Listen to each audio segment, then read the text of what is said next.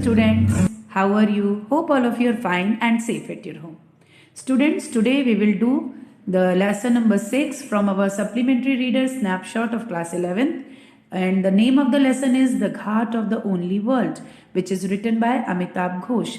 This is the story of a dying man, an expatriate from Kashmir. Ask the author to write something about him after he is gone. The following piece is what Amitabh Ghosh wrote to keep his promise. कि एक मरता हुआ आदमी जो कश्मीर का प्रवासी है, तो वो लेखक को मीन्स अमिताभ घोष को अपने मरने के बाद उसके बारे में कुछ लिखने के लिए कहते हैं। तो ये जो पार्ट है उसमें अमिताभ घोष ने अपना वादा पूरा करने के लिए जो लिखा है, प्रॉमिस किया है, उसको उन्होंने यहाँ पर as the god of the only world के रूप में प्रेजेंट किया है।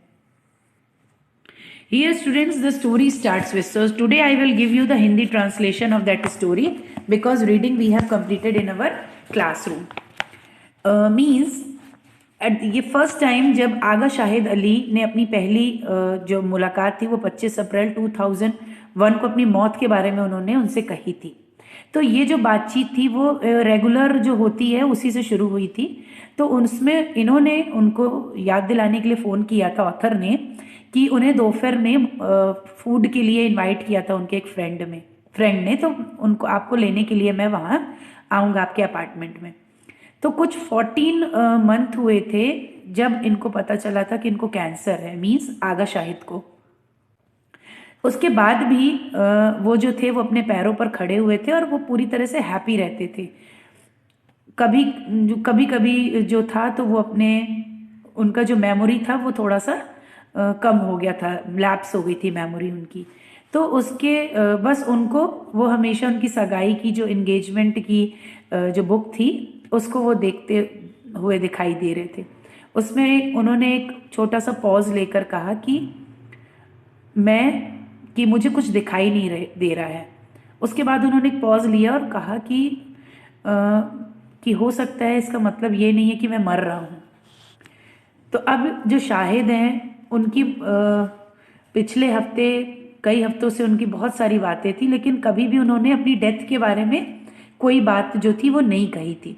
तो ऑथर को ये मालूम था कि मतलब उस समय उन्हें ये नहीं मालूम था कि कैसा रिएक्शन देना चाहिए ऐसी कन्वर्सेशन जब होती है। तो अब वो जिस आवाज़ में बोल रहे थे तो वो बिल्कुल जैसा उनका नेचर था वो उसके अनुरूप नहीं थी। तो उन्होंने उस बात को बहुत मजाक में हल्की तरह से कहा था। तो ऑथर ने कहा कि नहीं शाहिद, आप नहीं मरोगे, आप ठीक हो जाएंगे। तो उन्होंने बीच में उनकी बात को काट कर कहा कि मैं उम्मीद करता हूँ कि आप मेरे बारे में कुछ लिखेंगे, ऐसा शाहिद ने अमिताभ से कहा।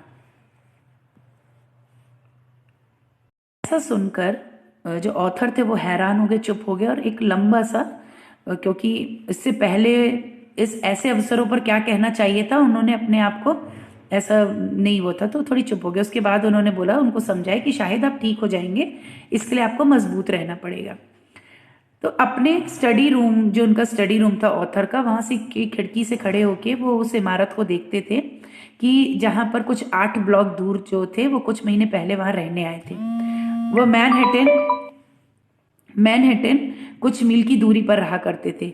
फरवरी 2000 में अचानक उनको थोड़ा सा दिखने में दिक्कत हुई, तो उन्होंने अपना ट्रीटमेंट कराया, कुछ एग्जामिनेशन करवाए, तो उसमें उनको पता चला कि उनको ब्रेन ट्यूमर है। तो उन्होंने ब्रुकलिन जाने का फैसला किया, जहाँ पर उनकी छोटी बहन रहती थी समिता, जो प्रैट इंस्टीट्यूट में पढ़ाती थी। तो उसी गली में कुछ ब्लॉक दूर जहाँ ऑथर जो थे वो रहते थे। तो शाहिद ने अब इतना जो था रीअश्योरेंस था, तो उनके रीअश्योरेंस को नज़रअंदाज कर दिया। वो हंसने लगे और उस समय इनको एहसास हुआ ऑथर को कि वो बहुत ज़्यादा इस मामले में गंभीर है, सीरियस है। तो वो समझ गए कि वो मुझे एक बहुत ही स्पेसिफिक चार्ज मुझे सौंप रहे हैं। तो वो चाहते थे कि मैं मीन्स ऑथर उनकी जो स्मृति है तो उसमें फ्रेंडशिप के लिए नहीं, उनके लिखित शब्दों का जो माध्यम है उससे उनको याद करूं। तो शाहिद को ये अच्छी तरीके से मालूम था कि लेखक जिनके लिए लिखने की बहुत सारी चीज़ें वास्तविक हो पाती हैं, नुकसान और शोक से निपटने के लिए एक प्रतिरोध अंतर्निहित होता है। तो वो जानते थे कि मेरी जो मूल प्रवृत्ति है वो मुझे उनकी मृत्यु के बारे में लिखने से बचाने के कारणों की खोज करने के लिए प्रेरित होगा। तो मैंने खुद को बताया कि मैं कवि नहीं था, हमारी दोस्ती हाल ही में हुई थी। तो वहाँ बहुत सारे ऐसे लोग थे जो उन्हें ज़्यादा बेहतर जानते थे, उनके विषय में ज़्यादा अधिक समझ पाते थे और उनके ज्ञान के बारे में लिख सकते थे। लेकिन शाहिद ने यह अनुमान लगा लिया था कि उन्होंने उन रास्तों को समय रहते बंद करने का निर्णय लिया था जब तक समय था। उन्होंने लेकिन शाहिद ने कहा कि आपको मेरे बारे में लिखना ही चाहिए। तो ये क्लियर था कि इस अनिवार्यता को स्वीकार तो करना ही होगा। तो उनके वो मैं कुछ कहने के लिए सोच नहीं पा रहा था, किन शब्दों में मैं अपने एक मित्र को ये वचन दूं कि उसके मर जाने के बाद मैं उसके बारे में लिखूंगा। लेकिन मैंने कहा उनसे कि शाहिद मैं लिखूंगा, मैं जितना अच्छा कर सकता हूँ करूंगा। तो बातचीत के एंड में मुझे ये पता था कि मुझे क्या करना है। तो मैंने अपना पेन उठाया, उस दिन की डेट नोट की, जो भी बातचीत के बारे में जितना याद आ रहा था सब लिखा। फिर उसके अगले कुछ महीनों तक ये काम जो था वो कंटिन्यू रखा। तो ये वो अभिलेख भी है जिसने उनके इस काम, जो प्रतिज्ञा उन्होंने की थी, उसको पूरा करने को संभव भी बनाया था। तो वो शाहिद के काम को उनसे मिलने से बहुत पहले से जानते थे। उनके 1997 के संग्रह the country without a post office ने उनको बहुत ज़्यादा इंस्पायर किया था, एक शक्तिशाली छाप छोड़ी थी उनके। तो उनकी जो एक आवाज़ थी ऐसी थी जो पहले कभी नहीं सुनी थी, एक बार में जो गीतात्मक और प्रखरता के साथ अनुशासित, आकर्षक और तब भी बहुत आंतरिक थी। उनके लिए इतनी समय समय कविता जो थी वो गद्य नहीं थी। उनकी आवाज़ ऐसी थी जो प्राचीन काल के कवि या गीतकार की तरह होने में अपने आप को नेग्लेक्ट नहीं महसूस करती थी, लज्जित नहीं महसूस करती थी। तो मैं किसी और को नहीं जानता था जो ऐसी पंक्ति को प्रकाशित कर सकता था जो थी मैड हार्ट बी ब्रेव, उन्मत्त दिल बहादुर बनो।